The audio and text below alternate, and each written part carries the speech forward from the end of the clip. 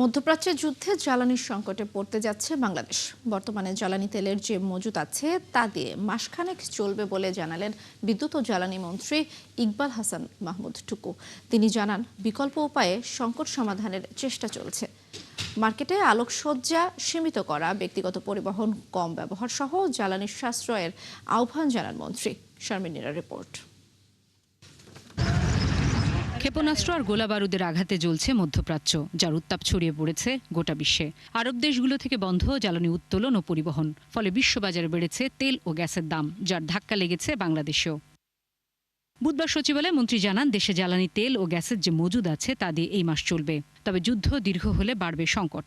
যুক্তরাষ্ট্র, ইন্দোনেশিয়া সহ বিকল্প বাজার থেকে জ্বালানি কেনার চেষ্টা চলছে বলেও জানান তিনি। ফ্যালকন অ্যালুমিনিয়াম মাল্টিলেয়ার অ্যানোডাইজড হওয়ায় সম্পূর্ণ স্ক্র্যাচ প্রুফ। Falcon aluminium. যুদ্ধ যতদিন থাকবে ততদিন তো এই ক্রাইসিস থাকবে। তারপরেও আমরা যাতে ঘুরে তুলে আনানো যায়, যেসব সোর্স আছে সেসব ট্যাপ করছি।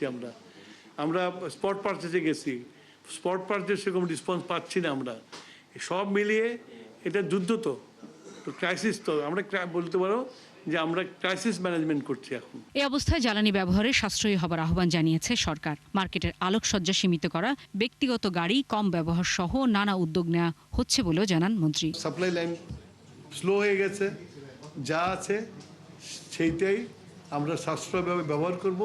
এর জন্য দেশের মানুষকেও, জনগণকেও, নাগরিককেও এটাকে বুঝতে হবে, বুঝে আমাদের সাথে সহযোগিতা করতে হবে এবং অপচয়টা বন্ধ করতে হবে। এই যে এখন মার্কেটগুলোতে আলোকসজ্জা করা, পৃথিবীতে যুদ্ধ চলছে, এর মধ্যে আলোকসজ্জা করার প্রয়োজন নাই। এ সময় অভিযোগ করেন, জ্বালানি তেল ভারতে পাচার হচ্ছে, যা বন্ধে সীমান্তে কঠোর বার্তা দেওয়া হয়েছে। আমরা অল ডিসিদেরকে, বর্ডার এরিয়ার ডিসিকে বলে দিচ্ছি ইয়েতে, এবং ওই এরিয়াতে আমরা ডিজেল বিক্রিতে রেশনিং করতেছি। শারমিন নীরা, ৭১, ঢাকা।